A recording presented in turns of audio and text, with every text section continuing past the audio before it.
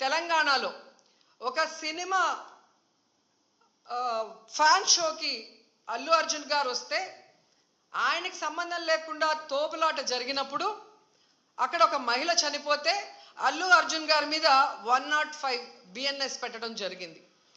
మరి అలాంటప్పుడు ఇక్కడ ప్రతి సంవత్సరం లక్షలాది మంది వస్తారని తెలిసి వాళ్ళకి సేఫ్టీ కల్పించి వాళ్ళకి అన్ని సౌకర్యాలు అందించి వాళ్ళకి టికెట్లు ఇవ్వడానికి క్యూలో ఏర్పాట్లు చేయాల్సిన బాధ్యత ఉన్న చంద్రబాబు నాయుడు గారి నుంచి టీటీడీ చైర్మన్ పాలక మండలి నుంచి కింద స్థాయి ఎస్పీ వరకు మరి అందరూ బాధ్యత వహించాలి కదా.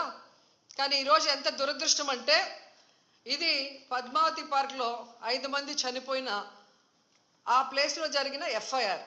దీంట్లో 105 పెట్టాల్సింది వీళ్ళు 194 బిఎన్ఎస్ఎస్ పెట్టారు.